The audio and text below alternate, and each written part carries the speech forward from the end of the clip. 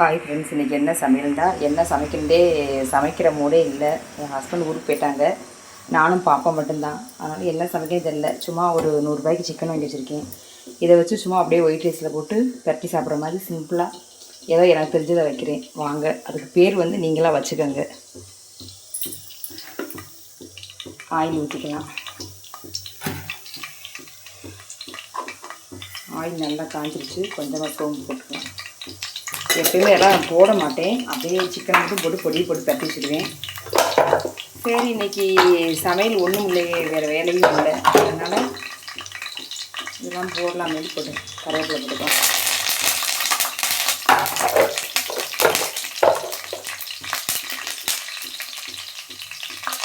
வெங்காயம் போட்டுக்கலாம். சும்மா ஒரு சின்ன வெங்காயம் போட்டிருக்கேன். சின்னதாக கறி வெங்காயத்தை எடுத்து ஒரு 20 சைஸில் கட் பண்ணி வச்சுருக்கேன்.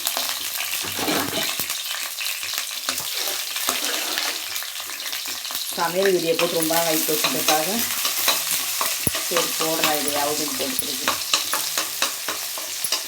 நல்லா வேக முடியாது, நல்லா வதங்கிருச்சு. இப்போ தக்காளி ஒரு சின்னதாக எடுத்து கட்டி வச்சு போட்டுக்கலாம். இஞ்சி பூண்டு பேஸ்ட் போட்டுக்கலாம்.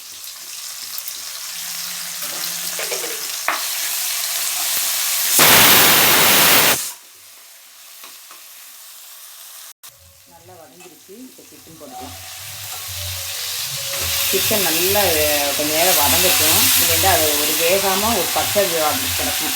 இந்த பாருங்க,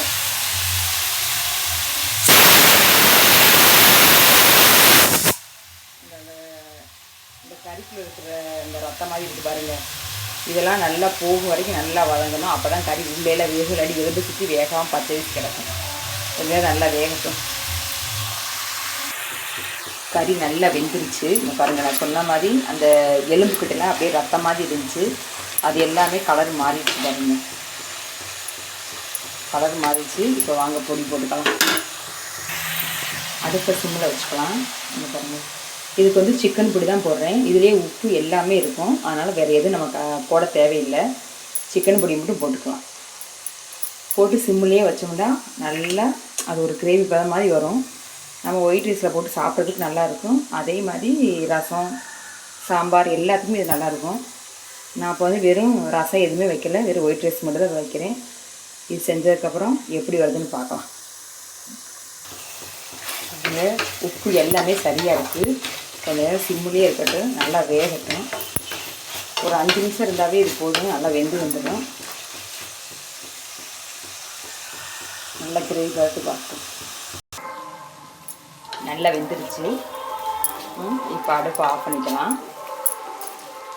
இந்த மாதிரி நமக்கு சோம்பேத்தனமாக இருந்துச்சுன்னா சிம்பிளாக எதுவுமே இல்லாமல் சிக்கன் மட்டும் வாங்கி சிக்கன் பொடியை போட்டு சிம்பிளாக நம்ம வேலையை முடிச்சுக்கலாம். தக்காளி வெங்காயம் கூட போட தேவையில்லை. இன்றைக்கி நான் எப்போவுமே போட மாட்டேன், இன்றைக்கி வீடியோவுக்காக போட்டுட்டேன். ஆனால் தக்காளி வெங்காயம் போலடி கூட ரொம்ப டேஸ்ட்டாக தான் இருக்கும். நல்லா வெந்துருச்சு. வாங்க இப்போ சாப்பாட்டில் போட்டு சாப்பிடலாம்.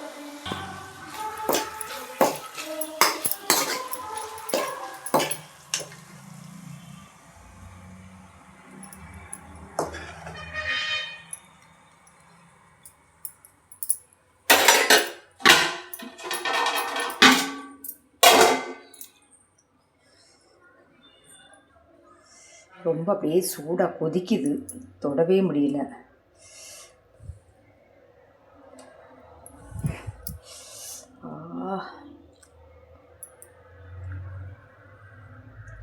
தொடவே முடியலங்க, பயங்கரமான சூடாக இருக்குது.